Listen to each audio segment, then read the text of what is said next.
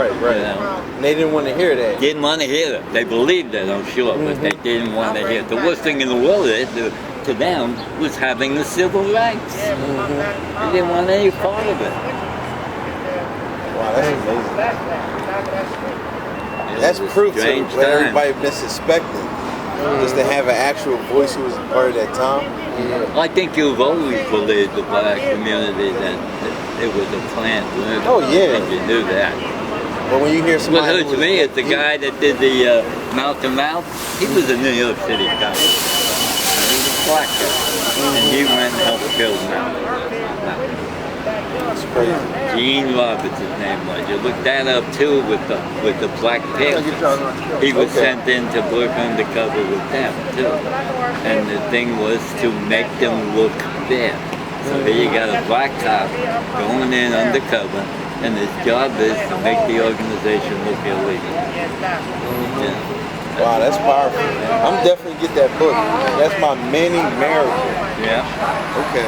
Yeah, won a Pulitzer Prize in 2013. Oh, okay. Yeah. All right, appreciate.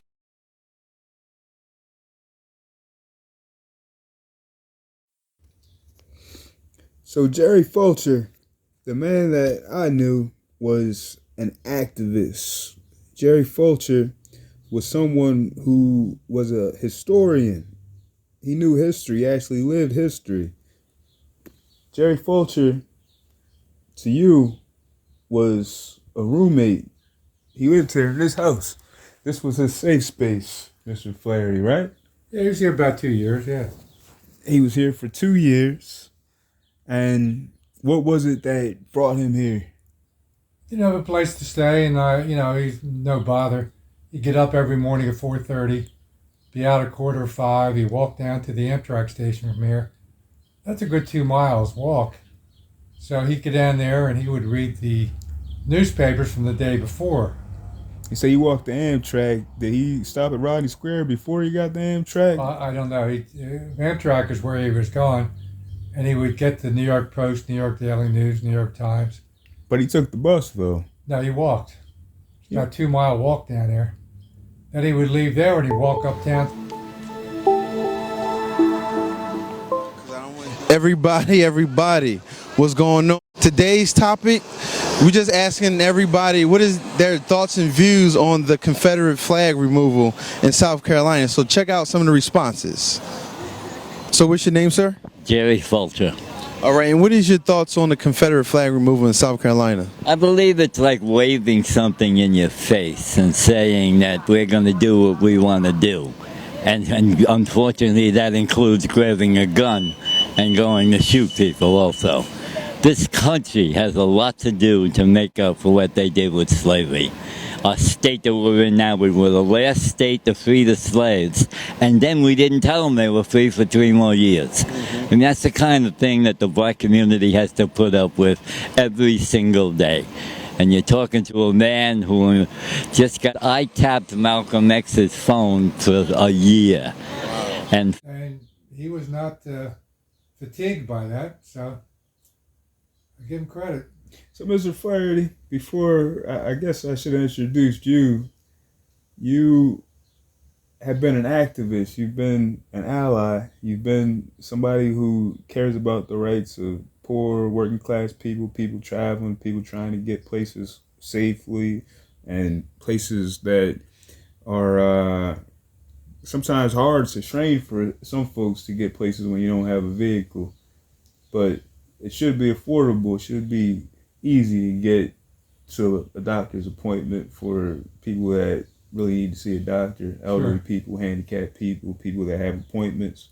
So Rodney Square, all of a sudden, that were really inconvenienced, that had to walk blocks now instead of going to where they were used to going to. And you were, or you're still an activist, right? But you organized. I remember when I first met you. I first met you at the Right to Resist, or what was it called? At the PAL.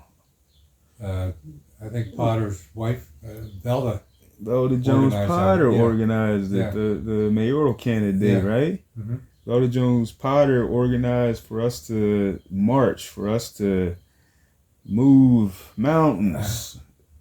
Governor and Mayor Pizicki organized us. Center. Yeah. Gerry Fulcher showed up and he got waylaid. He got off the DART, went out to Malcolm X and started talking about Elijah Muhammad, and a couple guys from Nation of Islam were there. They objected to his characterization. So we almost had a little bit of a Donnybrook there. So I told Gerry, hey, talk about Malcolm X some other time. You know, we're here to talk about buses today. So Mr. Fulcher had a calling on his life. He lived through something pretty significant to him. He had a story that needed to be told. Gerry Fulcher was born in 1938 and right south of Harlem. And his father worked up in Manhattan and used to take Gerry to the New York Giants games at the Polo Ground. And he also played Pee-wee ice hockey for the Pee-wee Rangers. Yes, sir. But we appreciate. And what's your name again, sir? Gerry Fulcher. Gerry Fulcher. Yeah. Thank you, Mr. Gerry. I appreciate your information. Yes, sir. This is from. I had surgery. 78 years old. I still play ice hockey against 30 years old. Oh. I get hit in the helmet. For the Pee-wee Rangers. And his father was an alcoholic, so after Gerry graduated from grade school in 8th grade, he left and went down to Washington, D.C. and joined an order of Catholic priests called the Christian Brothers. He spent about 10 years with them. Then when it was time for either become a priest or not become a priest, he left the order. Go ahead, D. I'm sorry to interrupt you, but when did Gerry Fulcher meet Malcolm X? Well, after he left the priesthood, he came back to New York around 1960, 61. He became a member of the NYPD Blue. What? New York Police Department. He was a police officer. And after 2 years, he had some friends or somebody got him a choice promotion to the detective section. And he was assigned to a bureau called BOSSI, Bureau of Special Services and Investigation. It's what I would call the Red Squad. Wow. So they were the guys who were subcontracted by the FBI. Would not come to New York and check on people or tap their phones. They'd have the New York Police Department do that, and they would get the finished product. So Gerry was... Because I tapped Malcolm X's phone for a year and found him to be the most honest, converted man that I've ever met. When he come back from Mecca, he was a totally different man from the Malcolm I used to work undercover against on the street corners of Harlem every Saturday afternoon, posing as a Columbia University student. But everything that we can't spend the rest of our lives enough to clean up what we did with the race issue. Imagine that you decided that a group of people aren't people. And that's what they did. Right, exactly. And in fact, I got a call this morning from people who said, Gerry, do you realize you're the only one that heard, the only one in the world who heard the conversation between Dr. King and Malcolm on getting together so they could get to the civil rights movement quicker. And it was. I listened to them for 2 hours, wrote down things.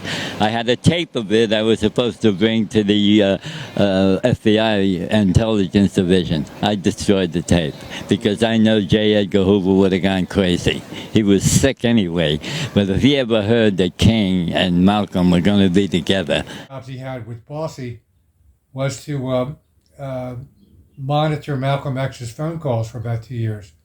So he was someplace with a paraphernalia, and as soon as Malcolm X made a call, they would tap in and record the conversations, and at the end of the day, they delivered a tape to the local FBI office. So what did Mr. Fulcher say that he heard during those conversations that Malcolm X was having? Who was he talking to? Who was Malcolm X talking to? Elijah Muhammad? Yeah, I forget who he was talking to. It could have been Elijah Muhammad. It could have been all kinds of big shots. It just could have been normal phone calls. But the thing that impressed Fulcher, I remember him telling me, was the fact that he felt that Malcolm X, just a regular guy, was not threatening, was not making violent threats against anybody.